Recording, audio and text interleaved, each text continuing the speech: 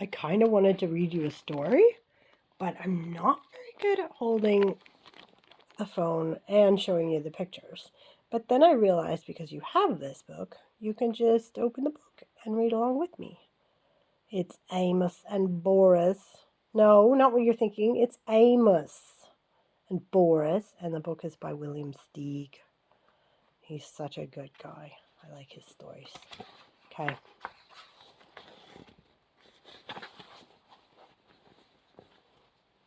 Amos, a mouse, lived by the ocean. He loved the ocean. He loved the smell of the sea air. He loved to hear the surf sounds, the bursting breakers, the backwashes with rolling pebbles.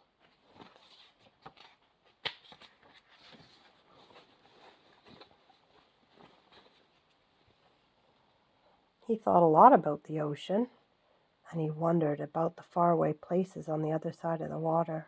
One day he started building a boat on the beach. He worked on it in the daytime, while at night he studied navigation.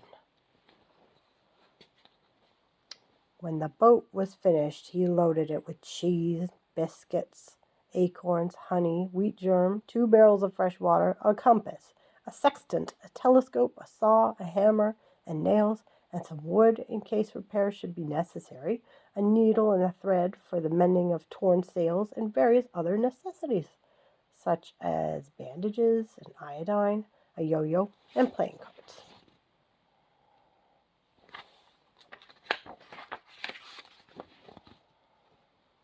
On the 6th of September, with a very calm sea, he waited till the high tide had almost reached his boat. Then, using the most savage strength, he just managed to push the boat into the water, climb on board, and set sail. The Rodent, for that was the boat's name, proved to be very well made and very well suited to the sea. And Amos, after one miserable day of seasicknesses, proved to be a natural sailor, very well suited to the ship. He was enjoying his trip immensely. It was beautiful weather. Day and night he moved up and down, on waves as big as mountains, and he was full of wonder, full of enterprise, full of love for life.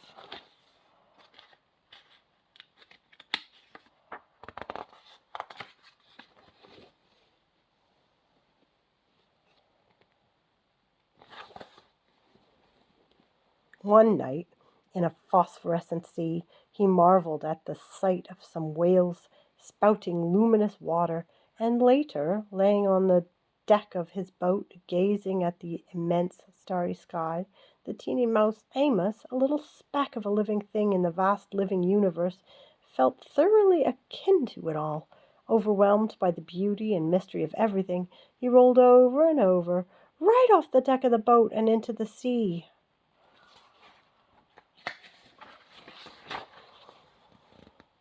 "Help!" he squeaked as he grabbed desperately at the rodent, but it evaded his grasp and went bowling along under full sail, and he never saw it again. And there he was. Where? In the middle of the immense ocean, 1,000 miles from the nearest shore, with no one else in sight as far as the eye could see, and not even so much as a stick of driftwood to hold on to. Should I try to swim home? Amos wondered. Or should I just try to stay afloat? He might swim a mile, but never 1,000. He decided to just keep afloat, treading water and hoping that something, who knows what, would turn up and save him. But what if a shark or some big fish or horse mackerel turned up? What was he supposed to do to protect himself? He didn't know.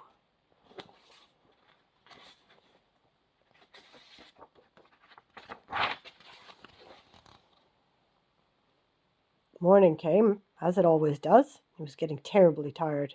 He was a very small, very cold, very wet, and worried mouse. There was still nothing in sight but the empty sea. Then, as if things weren't bad enough, it began to rain. At least the rain stopped, and the noonday sun gave him a little bit of cheer and warmth in the vast loneliness. Oh, but his strength was giving out. He began to wonder what it would be like to drown. Would it take very long? Would it feel just awful? Would his soul go to heaven? Would there be other mice there? As he was asking himself these dreadful questions, a huge head burst through the surface of the water and loomed up over him. It was a whale.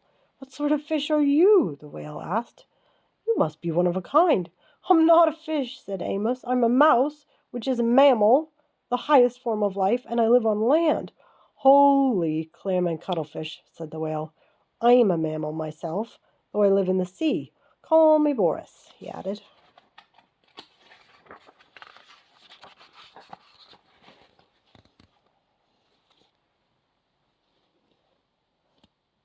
Amos introduced himself and told Boris how he came to be there in the middle of the ocean. The whale said he would be happy to take Amos to the ivory coast of Africa, where he happened to be heading anyway, to attend a meeting of whales from all the seven seas. But Amos said he'd had enough adventure to last him a while. He only wanted to get back home and hoped the whale wouldn't mind going out of his way to take him there. "Not only would I not mind," said Boris, "I would consider it a privilege. What other whale in the world ever had the chance to get to know such a strange creature as you? Please climb aboard." And Amos got on Boris's back. "Are you sure you're a mammal?" Amos asked. "You smell more like a fish." Then Boris the whale went swimming along with Amos the mouse on his back.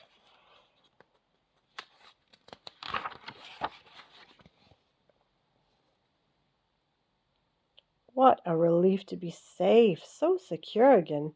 Amos lay down in the sun, and being worn to a frazzle, he was soon asleep.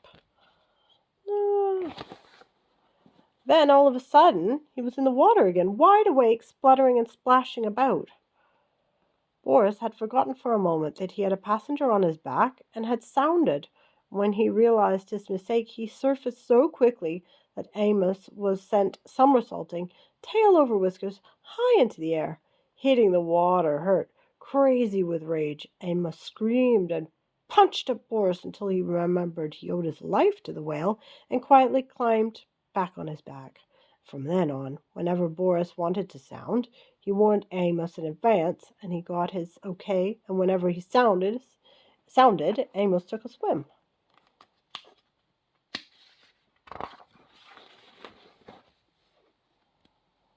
Swimming along, sometimes at great speed, sometimes slowly and leisurely, sometimes resting and exchanging ideas, sometimes stopping to sleep. It took them a week to reach Amos's home shore. During that time, they developed a deep admiration for one another. Boris admired the delicacy, the quiveringness of daintiness, the light touch and the small voice and the gem-like radiance of the mouse.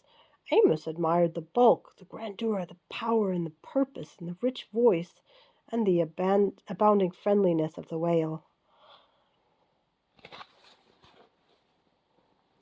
They became closest possible friends. They told each other about their lives, their ambitions. They shared their deepest secrets with each other. The whale was very curious about life on land and was sorry that he could never experience it. Amos was fascinated by the whale's accounts of what went on deep under the sea. Amos sometimes enjoyed running up and down the whale's back for exercise. When he was hungry, he ate plankton.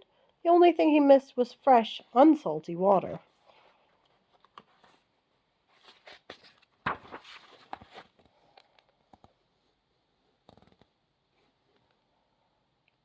The time came to say goodbye. They were at the shore. "I wish we could be friends forever," said Boris. We will be friends forever, but we can't be together. You must live on land, and I must live at sea. I'll never forget you, though." "And you can be sure I'll never forget you," said Amos. "I will always be grateful to you for saving my life, and I want you to remember that if you ever need my help, I'll be more than glad to give it." How could he ever possibly help Boris? Amos didn't know, but he knew how willing he was. The whale couldn't take Amos all the way to land. They said their goodbye, and Amos dived off Boris's back and swam over to the sand. From the top of a cliff, he watched Boris spout twice and disappear. Boris laughed to himself. "How could that little mouse ever help me? Little as he is, he's all heart. I love him, and I'll miss him terribly." Boris went to the conference off the Ivory Coast of Africa, and then went back to a life of wailing about, while Amos returned to his life, mousing around, and they were both happy.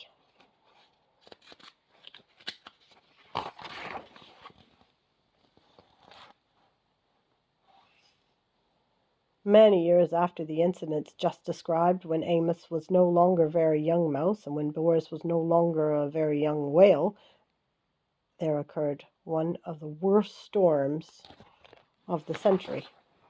Hurricane Yetta. And it just so happened that the whale was flung ashore by a tidal wave and stranded on the very shore where Amos happened to make his home.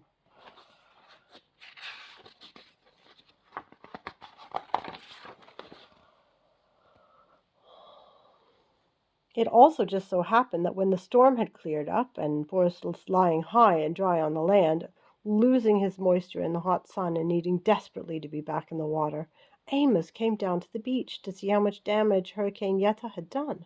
Of course, Boris and Amos recognized each other at once. I don't have to tell you how these old friends felt at meeting again, despite the situation. Amos rushed towards Boris. Boris could only look at Amos. Amos, help me, said the mountain of a whale to the mote of a mouse. I think I'll die if I don't get back in the water soon. Amos gazed at Boris in agony of pity. He realized he had to do something fast, and he had to think very fast about what it was he had to do. Suddenly he was gone.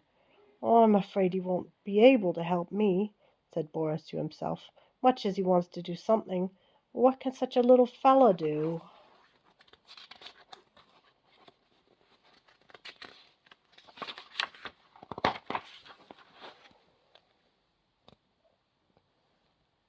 Just as Amos had once felt, all alone in the middle of the ocean, Boris felt now lying alone on the shore. He was sure he would die, and just as he was preparing to die, Amos came racing back with two of the biggest elephants he could find.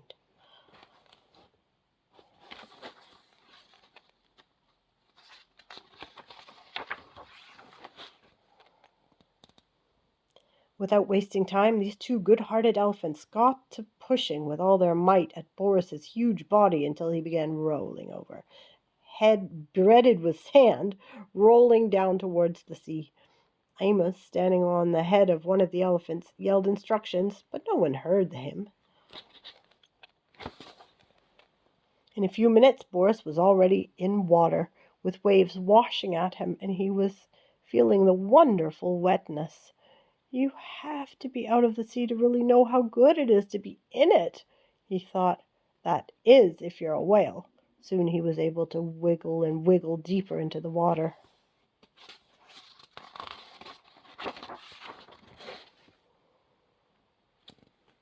He looked back at Amos on the elephant's head.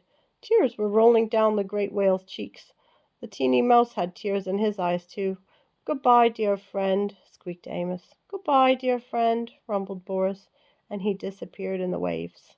They knew they might never see each other again. They knew they would never forget each other. Oh. Oh. I think what that story means is that sometimes people come into your life for a reason. They go away after a while, but they're always there for a reason. And I know there were some parts that might have been hard to understand. Talk to Daddy about that. There's a part where it said the whale sounded, and that doesn't really make sense to you maybe, but sounding is when the whales put part of their body out of water, like that. So when the whale sounded, that's what that means. Anyway, I hope you like that story. I love that story. It was a very old story written a long time ago, maybe even before I was born. Isn't that interesting? Anyway, I love you lots. Go right to bed. Kiss, kiss, hug, hug.